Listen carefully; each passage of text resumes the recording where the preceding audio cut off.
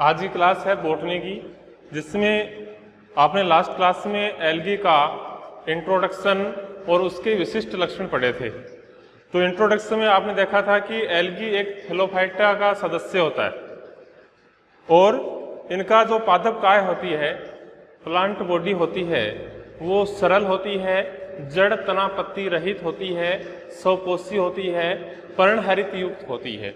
ये इनकी विशेषता है। साथ में एल्गी का जो वर्ग है या समूह है, बहुत बड़ा समूह होता है, जिनकी उत्पत्ति आज से 2 अरब वर्ष पहले हुई थी। साथ में विशिष्ट लक्षण में आपने पढ़ा था कि इसका जो आवास है मुख्य रूप से जल होता है। साथ में इसमें क्लोरोफिल पाया जाता है। क्लोरोफिल के अलावा अन्य पिगमेंट्स भी आपको इसमें देखने को मिलते हैं, जैसे जेंथोफिल है। उत्तक विभेदन इसमें एब्सेंट होता है, सेवन तंत्र एब्सेंट होता है, कोशिका भित्ति सेलुलोज की बनी होती है। भोजन संचित भोजन है वो आपका स्टार्च, ऑयल, प्रोटीन के रूप में स्टोरेज रहता है। साथ में इसके अंदर जो जनन है वो तीनों प्रकार का पाया जाता है। पीडी एकांतरण भी इसमें हेप्लोइड, डिप्लोइड, डिप्लोहेप्लोन्टिक प्रकार का पाया जाता है। ये हो गए इसके विशिष्ट लक्षण। यह बात आपने पिछली क्लास में कर ली। इसके बाद में आज हम पढ़ेंगे classification of algae. Classification of algae यानी शैवालों का वर्गीकरण। हिंदी में हो जाएगा शैवालों का वर्गीकरण। यानी आज हम पढ़ेंगे शैवालों का वर्गीकरण। तो इसमें जो लेंजो नामक वैज्ञानिक है वो 1956 के अंदर, लेंजो नाम जो वैज्ञानिक है वो 1956 के अंदर शैवालों के लिए सफिक्स या प्रत्यय का उपयोग किया। किसने? लेंजो। लेंजो ने 1956 में शैवालों के लिए सफिक्स का उपयोग किया कि सफिक्स मतलब प्रत्यय, यानी जो नाम के आगे लगते हैं। जैसे हिंदी में आपने पढ़े होंगे उपसर्ग प्रत्यय, तो ऐसे ही उसकी आइडेंटिफिकेशन के लिए, पहचान के लिए कि ये एल्गी की क्लास है, गण है या फैमिली है, इनकी पहचान करने के लिए इनके आगे सफिक्स लगते हैं। तो उन्होंने अलग अलग सफिक्स बताए, वो आप सफिक्स पढ़ेंगे इसमें। जैसे सबसे पहले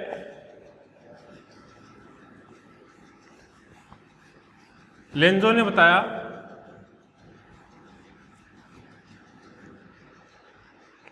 विभाग के बारे में। जैसे विभाग होता है,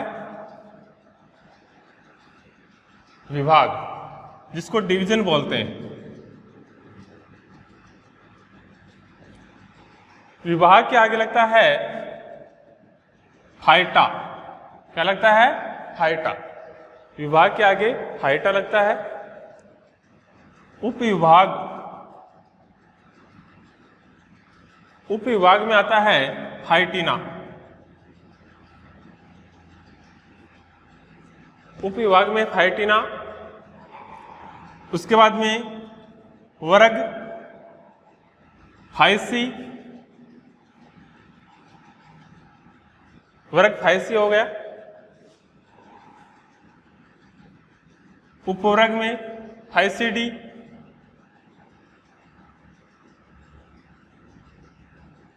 उपवर्ग फाइसीडी हो गया। गण के अंदर एल्स और फैमिलिया कुल एससी। ये लेंजो ने शैवालों के लिए सफिक्स का उपयोग किया या सफिक्स बताए, यानी नाम के आगे जो डिवीजन है उसके नाम के आगे फाइटा मिलेगा। उपविभाग या सब डिवीजन है उसके नाम के आगे फाइटिना मिलेगा। जो क्लास है या वर्ग है उसके आगे फाइसी नाम मिलेगा। सब क्लास है या उपवर्ग है इसके आगे फाइसिटी नाम मिलेगा। ऑर्डर है उसके आगे एल्स नाम मिलेगा। और जो कुल है उसके आगे एससी नाम मिलेगा। ठीक है, ये सफिक्स है। जैसे आपने अभी आगे हम पढ़ेंगे कि जो इसका क्लासिफिकेशन कितनी क्लास हैं, तो उसमें फाइसी नाम उपयोग होगा। क्लास के आगे देखो फाइसी नाम लिखा हुआ है। अब ये बताने के बाद में जो इसका क्लासिफिकेशन किसने दिया, एफ ई फ्रिस ने दिया, यानी लेंजो ने तो इसके क्या बताए, सवालों के लिए ये सफिक्स बताए। ठीक है, इसके बाद में जो हम पढ़ेंगे इसका क्लास, एल्गी की क्लास कौन कौन सी होती हैं।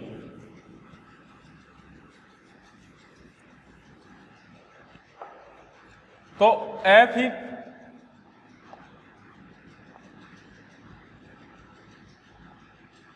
फ्रिस नाम जो वैज्ञानिक है, इन्होंने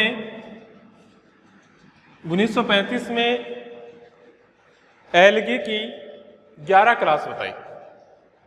एफ ई फ्रिस है, इन्होंने 1935 में एल्गी की 11 क्लासें बताई। ठीक है, वो 11 क्लासों का आप नाम देखना, मैं यहाँ पे लिख रहा हूं।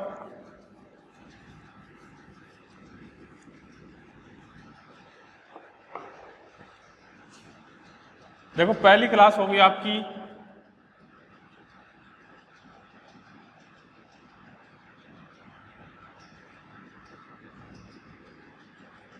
क्लोरोफाइसी। पहली क्लास क्या होगी, क्लोरोफाइसी। ठीक है, इसके बाद दूसरी क्लास होगी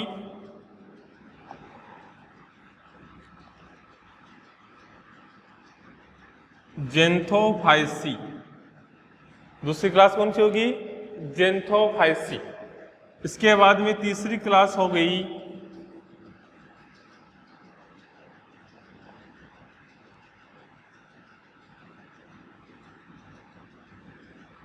क्राइसोफाइसी। तीसरी क्लास कौन सी होगी, क्राइसोफाइसी। चौथी क्लास होगी क्राइसोफाइसी।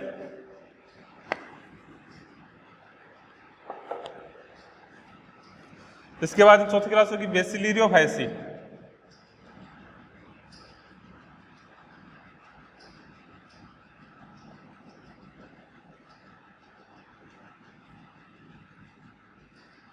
क्लोरोफाइसी, जेंथोफाइसी, क्राइसोफाइसी, बेसिलिरियोफाइसी, 4 होगी। इसके बाद में क्रिप्टोफाइसी।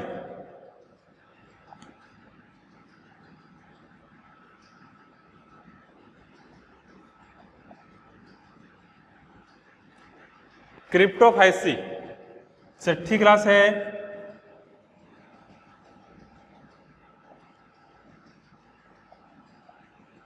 डाइनोफाइसी। क्लास 6 होगी डाइनोफाइसी।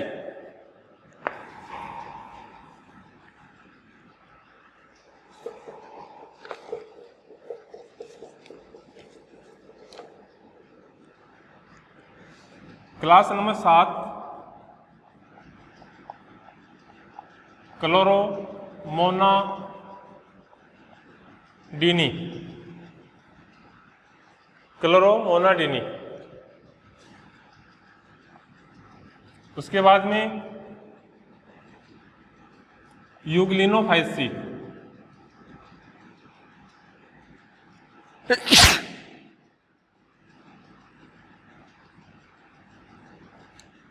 यूग्लिनोफाइसी। उसके बाद में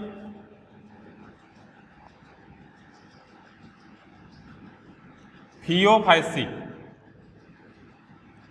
उसके बाद में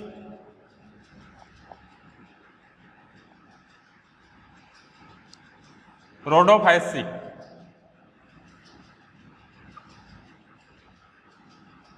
उसके बाद में मिक्सोफाइसी। अब देखो ये 11 क्लास हो गई। इससे पहले आपको बताया था कि लेंजो ने सवालों के लिए प्रत्यय का उपयोग किया या प्रत्यय बताए। उसमें क्लास आपने पढ़ी थी जिसके अंदर क्लास के आगे फाइसी शब्द लगा हुआ है, तो इसमें देखो फाइसी शब्द लगा हुआ, ठीक है। अब ये 11 क्लास है, क्लोरोफाइसी, जेंथोफाइसी, क्राइसोफाइसी, बेसिलिरियोफाइसी, क्रिप्टोफाइसी, डाइनोफाइसी, क्लोरोमोनाडीनी, यूग्लिनोफाइसी, थियोफाइसी, रोडोफाइसी, मिक्सोफाइसी। ये 11 क्लास हैं। किसने दी है? एफ ई फ्रिस ने। यहां पर लिख रहा हूं मैं नाम, एफ ई फ्रिस ने दी, लिख लो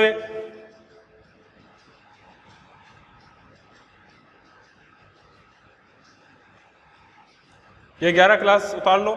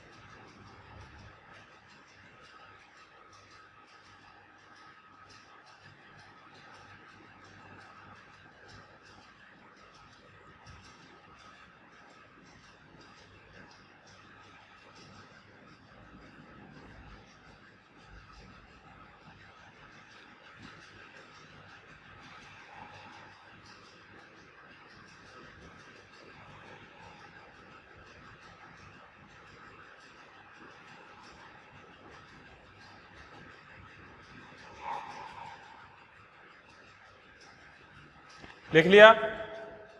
इसके बाद में हम पढ़ेंगे शैवाल और कवकों में अंतर।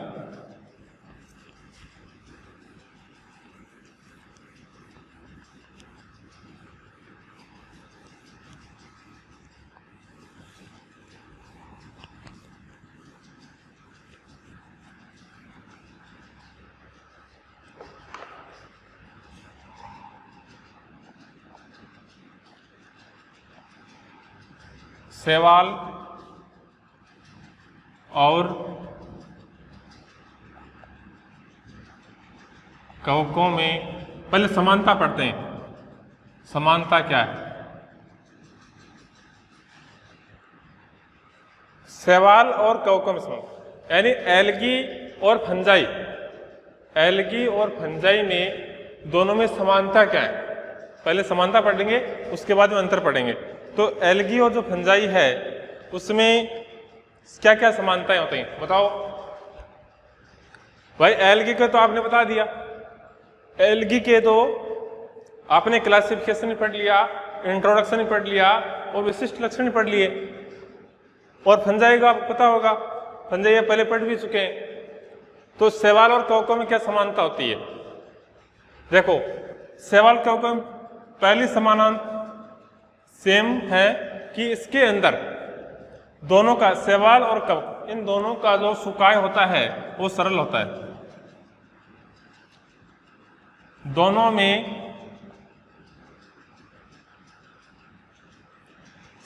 में सरल सुकाय पाया जाता है। दोनों में क्या है? सरल सुकाय पाया जाता है। लिख लिया भाई। जैसे एल्गी में आपने पढ़ा है कि इसके अंदर सरल सुकाय होता है, सरल प्रकार सुकाय होता है, स्वपोषी होता है, पर्णहरित होता है, जड़ तना पत्ती रहित होता है। वैसे ही फंजाई में भी सुकाय क्या होता है? सरल होता है। सुकाय का अर्थ समझ गए ना भाई? सुकाय का मतलब क्या है कि जिसमें जड़, तना और पत्ती नहीं पाई जाती हैं, जिसमें रूट, स्टेम और लिफ एब्सेंट होती हैं। रूट, स्टेम और लिफ एब्सेंट होती हैं, वो प्लांट बॉडी क्या कहलाती है? सुकाय कहलाती है।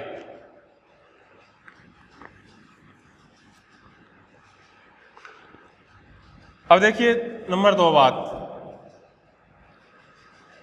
इन दोनों के सदस्य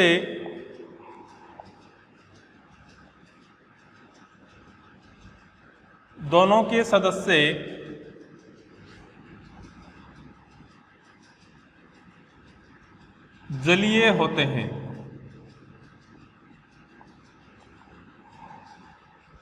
दोनों के सदस्य जलीय होते हैं। भाई एल्गी का भी आपने हैबिटाट पढ़ा है, आपको बताया था कि इसका हैबिटाट यानी मुख्य आवास कहाँ होता है, जल होता है, जल होता है, जबकि फंजाई भी नमी वाले स्थानों पर मिलती है। तो दोनों का जो सदस्य हैं, इन दोनों के सदस्य हैं वो जलीय होते हैं।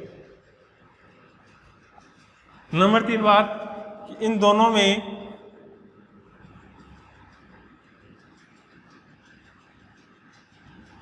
उत्तक विभेदन, दोनों में उत्तक विभेदन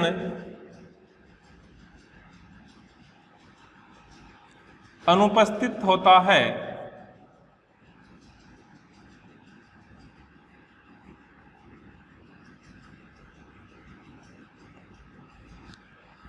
दोनों में उत्तक विभेदन अनुपस्थित होता है।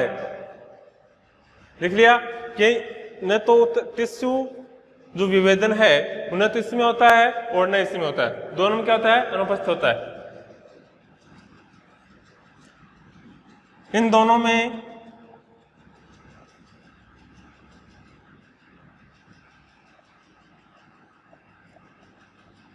अनुकूल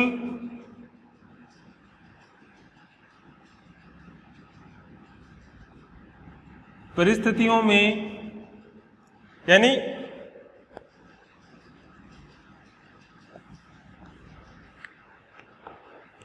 दोनों में अनुकूल परिस्थितियों में जनन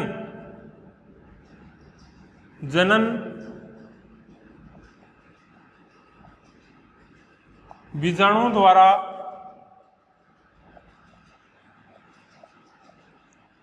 संपन्न होता है। ठीक है, और ये 5वां और है कि दोनों में, चलो ऊपर लिख देता हूं, बाद में लिखेंगे, नीचे दिखाई नहीं देगा। देखो 4 है, दोनों में एक तो सुकाय होता है, वो क्या होता है, सरल प्रकार का होता है। दोनों में जो सुकाय होता है वो एक तो सरल प्रकार का होता है। नेक्स्ट है, दोनों के जो सदस्य हैं वो जलीय होते हैं। दोनों में उत्तक विभेदन अनुपस्थित होता है, यानी उत्तक विभेदन ना तो इसमें पाया जाएगा न इसमें पाया जाएगा। दोनों में जो अनुकूल कंडीशन है उसमें जो जनन है बीजाणुओं द्वारा संपन्न होता है। ये दोनों में शर्त लागू है। उतार लो आप इसे, उतारो।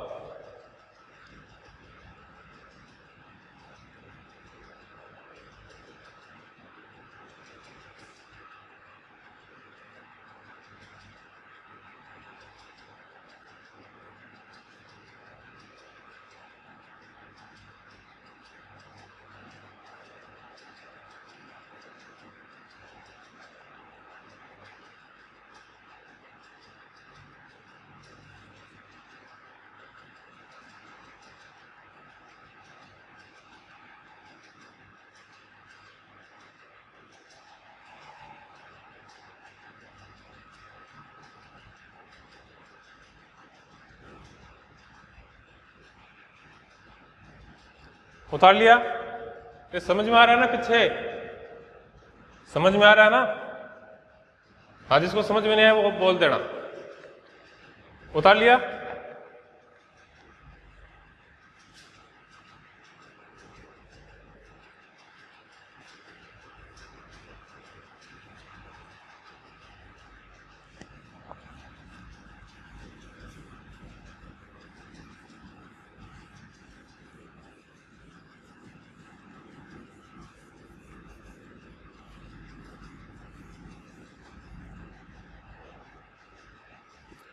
पांचवी समानता और लिख लो इसमें कि भ्रूण निर्माण है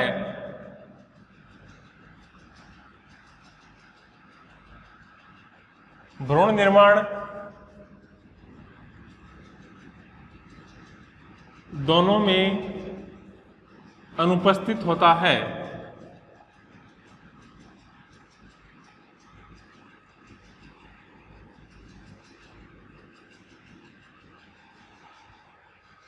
यानी एल्गी और फंजाई इन दोनों में जो भ्रूण निर्माण है वो दोनों में नहीं होता है, दोनों में एब्सेंट होता है। ठीक है, ये लाइन उतार लो, ये लाइन भी उतार लो।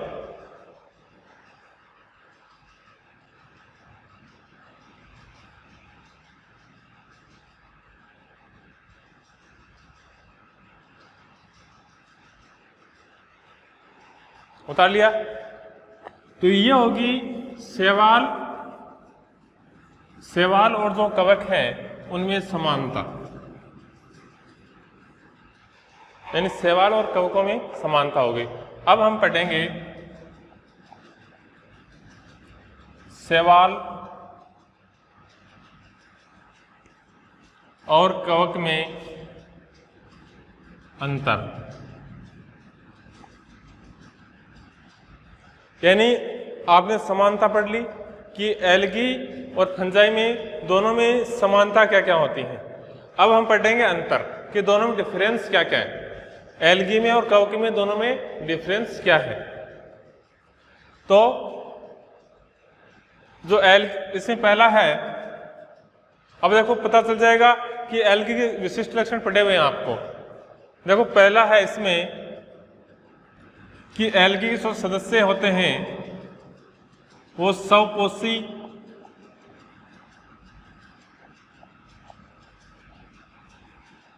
और स्थलीय होते हैं।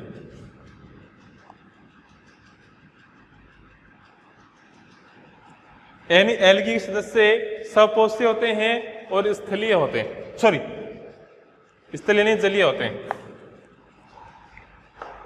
यानी एल्गी सदस्य जलीय होते हैं, स्वपोषी होते हैं और जलीय होते हैं। ठीक है।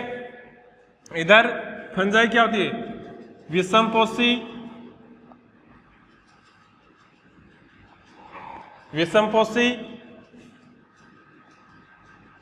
परपोषी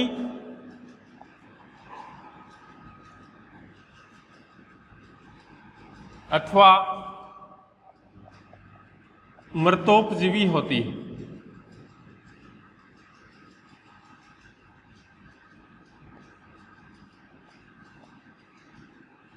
यानी एल्गी के सदस्य स्वपोषी जलीय होते हैं, जबकि कवक विषमपोषी होती है, परपोषी मृतोपजीवी होती है। नंबर 2 अंतर, एल्गी को वर्दी के लिए, एल्गी के जो सदस्य हैं उनको वर्दी के लिए प्रकाश की जरूरी होती है या आवश्यकता होती है।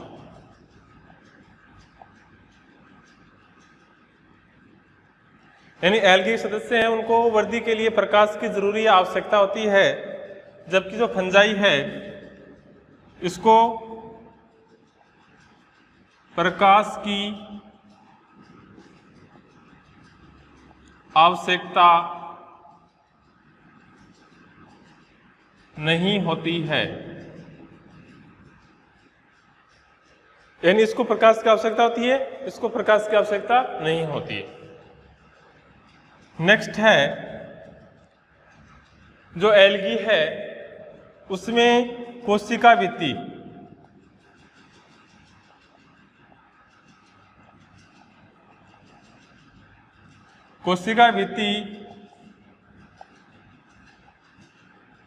सेलुलोज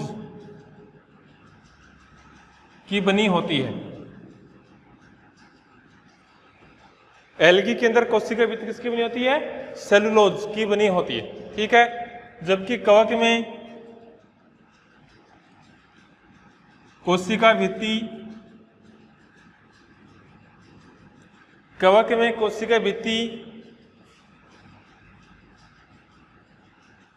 कवकीय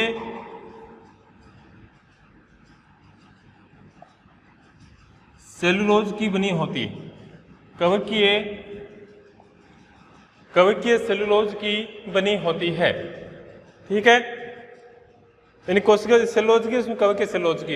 इसके बाद में नंबर 4, इसमें जो पादप काय है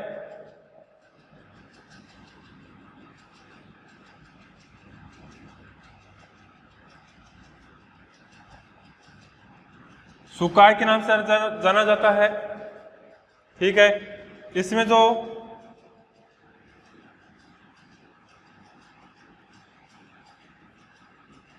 पादप काय, कवकजाल यानी माइसीलियम होता है, माइसीलियम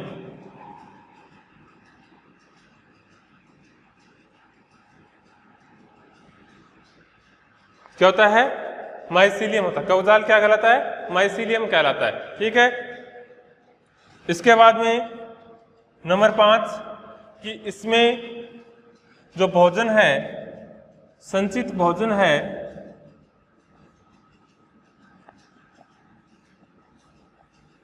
वो स्टार्च के रूप में स्टोरेज होता है, जबकि इसमें तेल, वसा, ग्लाइकोजन के रूप में संचित होता है। तो ये हो गया इसके अंतर। जबकि एक अंतर और है कि ये जो एल्गी है, इसके सदस्य अधिकतर क्या होते हैं? फायदेमंद होते हैं। अधिकतर सदस्य क्या होते हैं? फायदेमंद होते हैं, जबकि इसके अधिकतर सदस्य क्या होते हैं? नुकसानदायक होते हैं। क्या होते हैं? नुकसानदायक होते हैं। तो ये इसके अंतर हो गए। पहला हो गया जो एल्गी के सदस्य स्वपोषी जलीय होते हैं, कवक विषमपोषी, परपोषी, मर्तोपजीवी होते हैं। वृद्धि के लिए, एल्गी को वृद्धि के लिए प्रकाश की जरूरी है, कवकों को वृद्धि के लिए प्रकाश की जरूरी नहीं है। कोशिका भित्ति सेलुलोज की बनी होती है। इसमें कोशिका भित्ति कवक की सेलुलोज की बनी होती है। इसमें पादपकाय सुकाय कहलाता है, सरल प्रकार का। इसमें जो पादपकाय जो कवकजाल होता है माइसीलियम कहलाता है। एल्गी के अंदर जो संचित भोजन है वो स्टार्च के रूप में स्टोरेज रहता है। इसमें संचित भोजन तेल, वसा और ग्लाइकोजन के रूप में होता है। एल्गी है कि सदस्य अधिकतर फायदेमंद होते हैं, यानी लाभदायक होते हैं, जबकि इसके सदस्य नुकसानदायक होते हैं।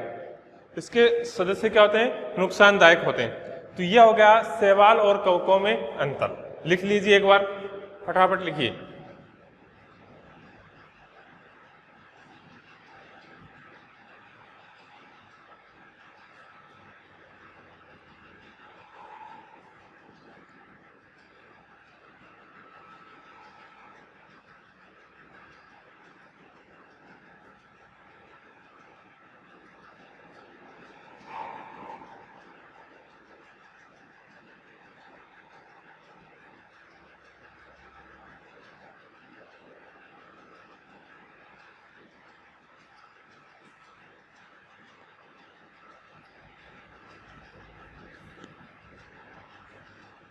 यह अधिकतर नाम है। देखो, अधिकतर फायदेमंद होते हैं।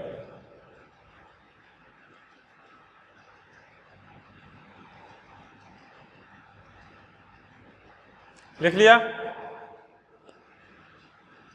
तो यह हो गया शैवाल और कवकों में समानता और अंतर भी पढ़ लिया और इनकी समानता भी पढ़ ली।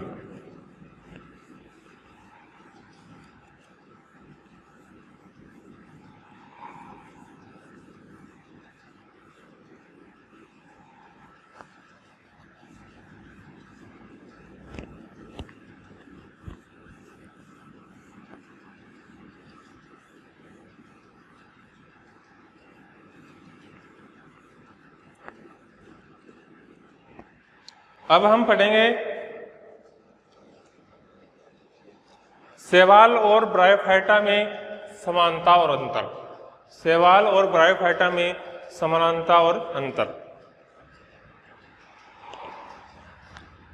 किसमें? शैवाल और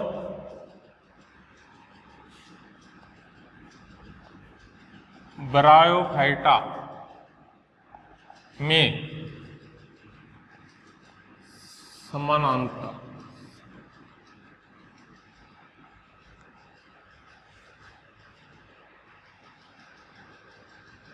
समानता, शैवाल और ब्रायोफाइटा में समानता। देखो क्या क्या समानता होते हैं।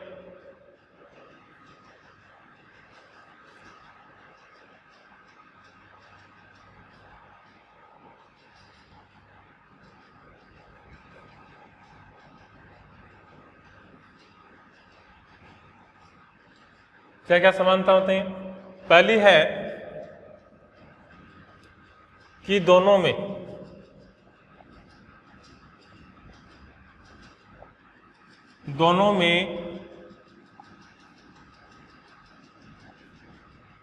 हरा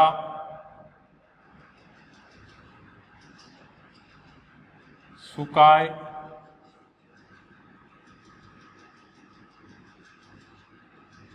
पाया जाता है। दोनों में हरा सुकाय पाया जाता है। पहली समान सिमिलरिटी तो यह हो गई। दूसरा है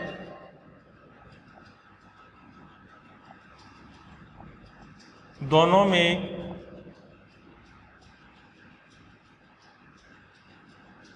कोशिका भित्ति किसकी बनी होती है? सेलुलोज की बनी होती है।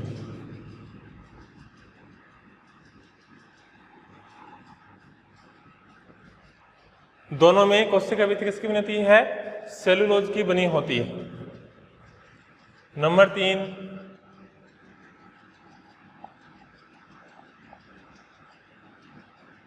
दोनों में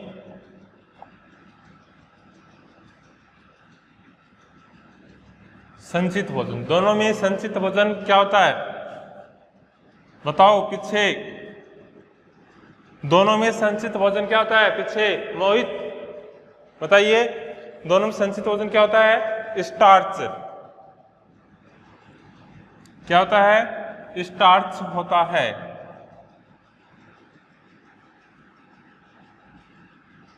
दोनों में संचित भोजन क्या होता है? स्टार्च होता है। नंबर 4 स्टार्च हो गया। उसके बाद में कि दोनों में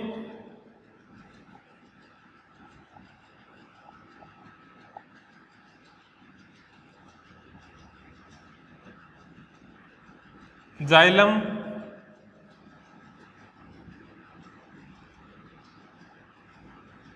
व फ्लोएम। दोनों में जाइलम व फ्लोएम, इसको क्या बोलते हैं? 7 उत्तक बोलते हैं। इनको क्या बोलते हैं? 7 उत्तक। क्या होते हैं? अनुपस्थित होते हैं।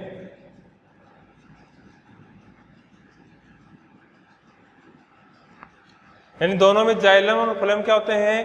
अनुपस्थित होते हैं। नंबर 5,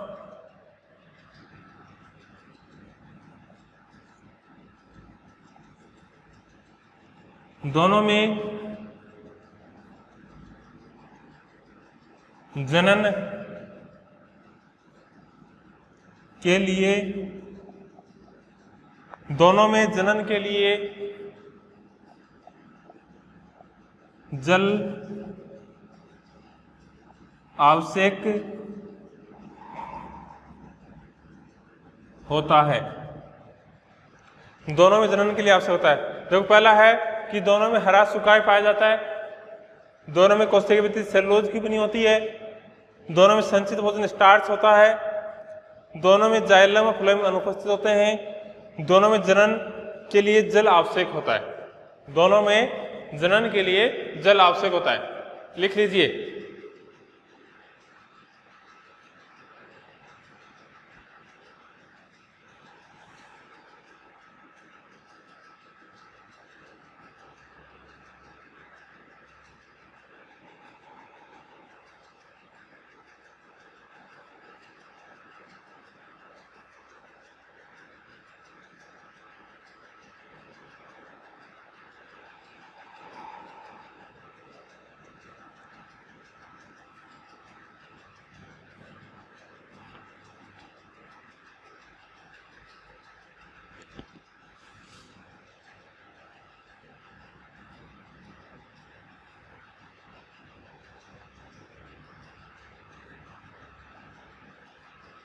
लिख लिया?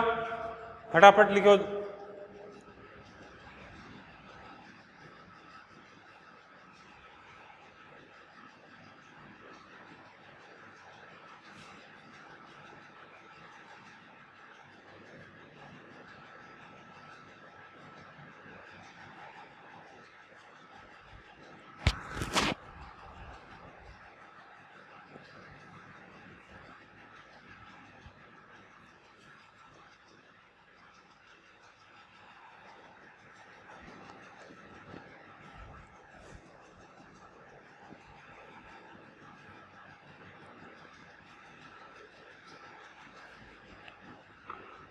लिख लिया। इसके बाद में हम पढ़ेंगे इन दोनों में अंतर।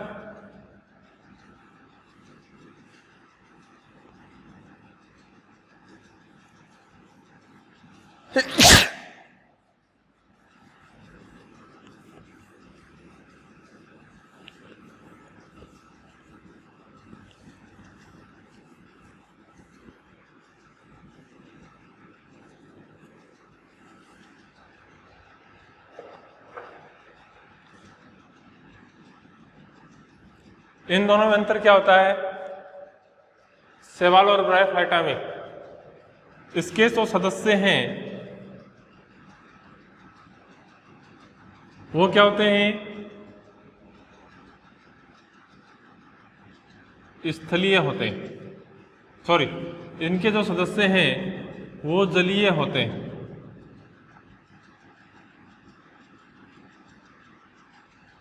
इनके जो सदस्य हैं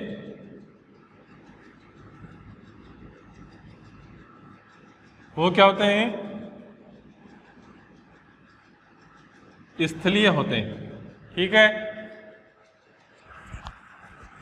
नेक्स्ट है, इनके जो सवाल हैं इनको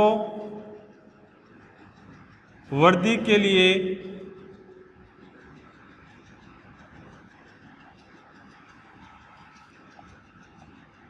प्रकाश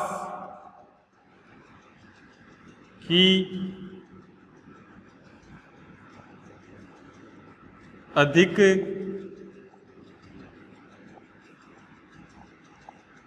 आवश्यकता होती है। इनके जो सदस्य हैं उनको वर्दी के लिए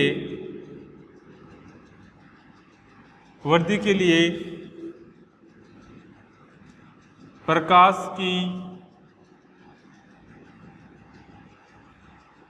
अधिक या कम लिख लो,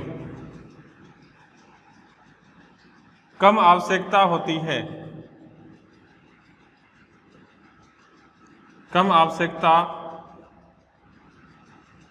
होती है। ठीक है। एल्गी में ऊतक विभेदन, एल्गी में ऊतक विभेदन अनुपस्थित होता है। एल्गी में ऊतक विभेदन क्या होता है? अनुपस्थित होता है, जबकि इसमें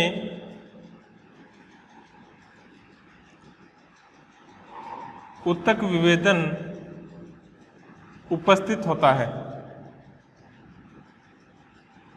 क्या होता है? ऊतक विभेदन उपस्थित होता है। इसके जो सदस्य हैं वो एक कोशिकीय भी होते हैं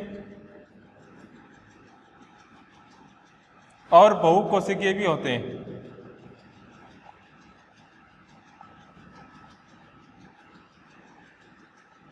एक कोशिकीय भी होते हैं, बहुकोशिकीय भी होते हैं। इसके जो सदस्य हैं सदैव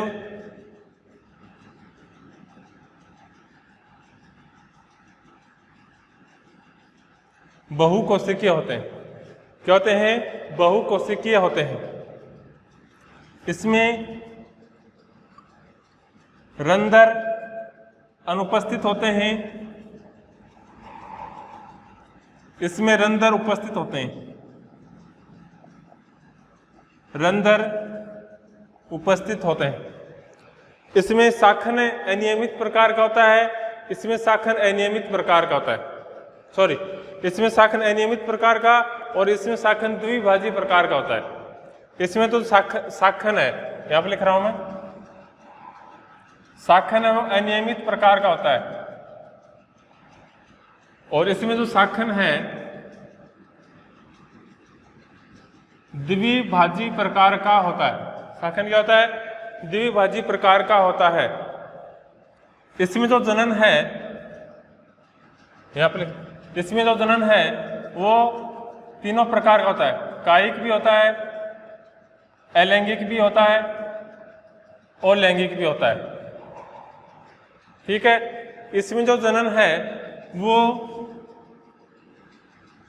कायिक व लैंगिक दो ही प्रकार का होता है, कायिक व लैंगिक दो ही प्रकार का होता है। देख लो फिर कि इनके जो सदस्य हैं वो जलीय होते हैं, इनके सदस्य स्थलीय होते हैं। इसको वृद्धि के लिए प्रकाश की अधिक आवश्यकता होती है, इसको वृद्धि के लिए कम आवश्यकता होती है।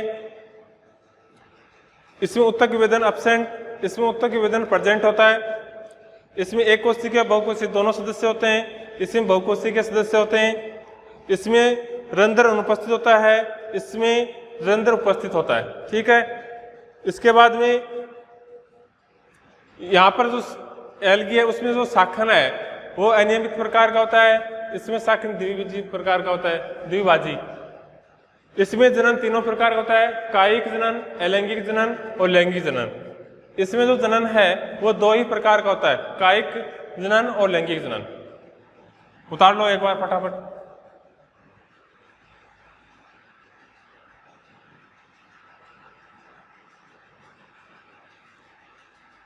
ये उतार लो और इसके आगे नेक्स्ट क्लास में बात करेंगे। आज इतना ही, नेक्स्ट क्लास में हम पढ़ेंगे एल्गी के हैबिटाट।